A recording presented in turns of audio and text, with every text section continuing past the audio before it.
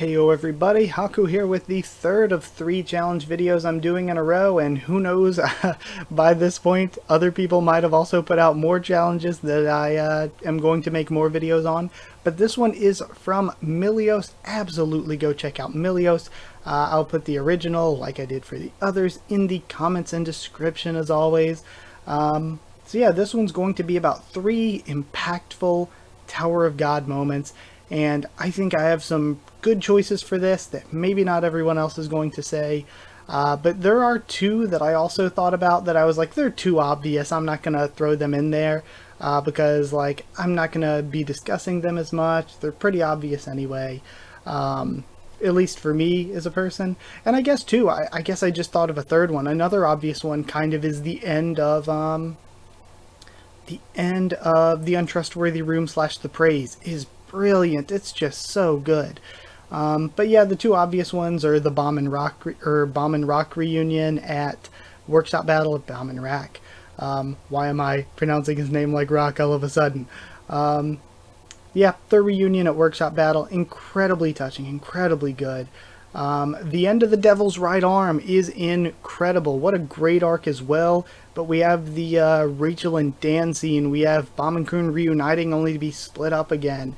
Bomb and Kun switching teams and stuff. It's so good. I love it. And it's like one of the rare circumstances of the main characters taking an L really and having to regroup, and like it just makes the win at Workshop Battle so much better.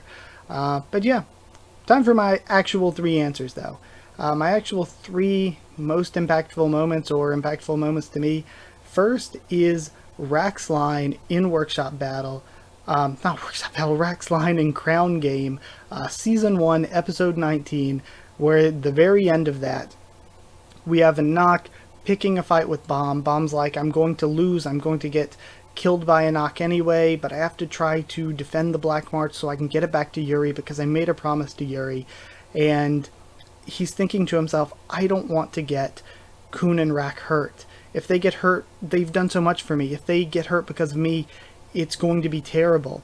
And then Kun says, you know, main characters have to wait for the right moment to come out, and he stands up for Bomb. And then we have Rack, his other friend, saying, a game without me is a game not worth playing. And it's just so incredible. It's so good. I think the second or third time I reread through the series, it made me tear up, because here we have Bomb, who's never had friends, and now he has friends standing up for him when he was wanting to protect them and not drag them into something that was his fight. It's so good, and Line ruined it. Line changed the translation. The top comment actually on the chapter is like, a game without Rack is a game not worth playing, because I remember in the pre-line translation days, so like pre-Hell Train, that was like one of the most iconic lines in the series. That was something that people in the Tower of God community quoted constantly. A panel that was used all the time and that was hyped up as like one of the best moments in the series. It seemed like everybody always hyped up the game without me is a game not worth playing line. And then Line took over, changed the translation, and I feel like so many new fans, I like never see that line mentioned or that moment mentioned like anymore. I never see people mention the moment of Kun and Rack standing up for Bomb at the beginning of the series. And it's sad. It's such a bummer that changing the translation to a less cool line has kind of taken that moment out of the spotlight. And also just the flow of time as well, but you get what I'm saying. But yeah, that's the first one for me, just because it legit made me tear up on my second or third time rereading. It's such a good moment that doesn't have the weight that it used to with the new translation, but the second moment I'm choosing is the end of Revolution Road, which was honestly a moment that was part of the inspiration for me to start making videos. It's one of my favorite moments, and at the time was when I first started, of Tower of God, where it's Season 2, Episode 150. Rachel pushes Bomb just like she pushes him at the end of Season 1.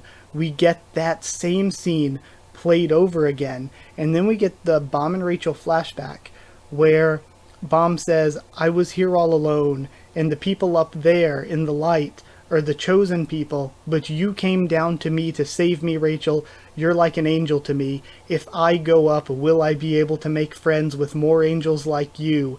And then, when we get back to the present time, I just got goosebumps. I just got goosebumps talking about it. His friends that he's made along the way save him. And specifically, the one who saves Bomb from falling is Beta, who just before this, right before this, was an antagonist who hated him in the workshop battle, who Bomb made into a friend, and Beta saves Bomb using a technique that looks like angel wings coming out of his back. It's so good. I love that part of the end of Revolution Road. So yeah, that's the second huge moment for me. And the third is going to be the most obvious one ever, because it is a moment that I've constantly said again and again and again is my favorite moment in the series.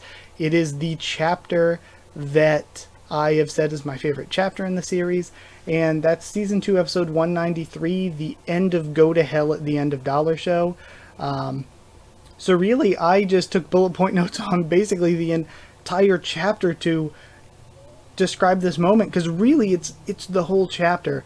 It's just so brilliant. It's one of the first extremely long chapters in the entire series, and it's just incredible. We start from the very beginning with Pedro saying that Bomb's definitely going to die, and Yuri's like, "It's fine, I just gotta get to him because I believe in him. I believe he's going to survive."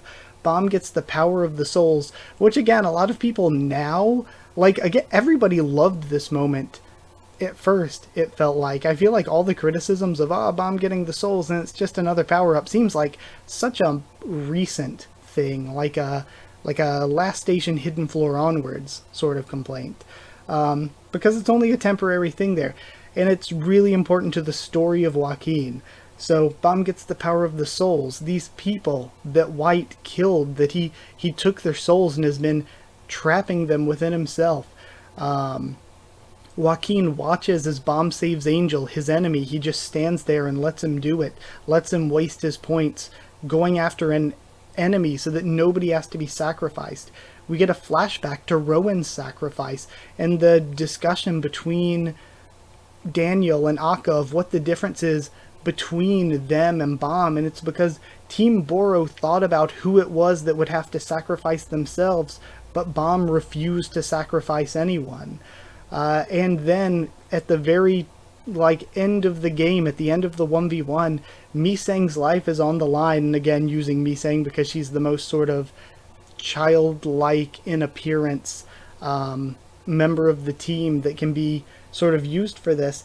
Bomb finally gets his first real hit on Joaquin, and I love the look of just, we have like Sachi and Boro cheering him on, we have the look of like shock on Joaquin's face at actually getting hit for the first time, and Joaquin from there just starts to lose it, because to him Bomb is using this power that he accumulated, but really it's the power of the people that he stole lives from, that he stole the power from.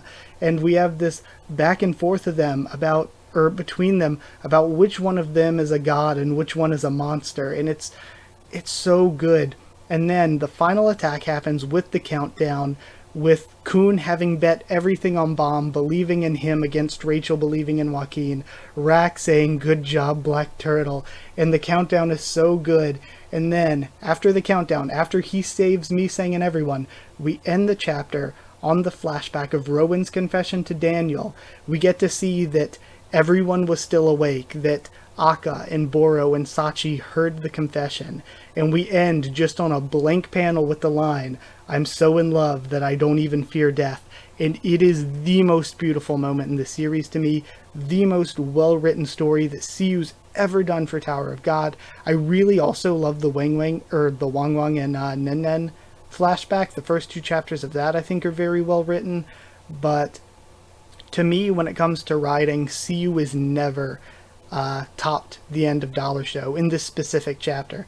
This specific chapter really was, even if you separate it out from the rest of the series, heck, especially if you separate it out from the rest of the series, I think that Tower of God has not had another moment that is that well written. I think that is the peak of what CU has been able to show off when it comes to putting a story together. So yeah, those are my 3 huge moments. What was it? A game without me is a game not worth playing at Crown Game, then the end of Revolution Road, and then the end of Dollar Show. So yeah, those are my 3 big moments. Yeah, I guess, like I said, go check out Milios's. I think he's going to do a standalone video with his moments as well. But again, I'll leave links to all that in the description and comments as I can. And I guess that's it. So thank you for watching. Like if you did like the video, comment down there to tell me what you thought of my answers, what your answers are. Subscribe for more. Tower of God, much more on the channel. Follow on Twitter if you want a link to the Discord server. Ask and I can give you one. We can talk there. I'm always happy to talk with any of you wherever. And I guess if you want to help support the channel on Patreon, it's patreon.com/Haku of the Tubes, or a link will be in the description. Helps me continue to make videos. Either way, that's it. Thank you for watching, and I'll see you all next time.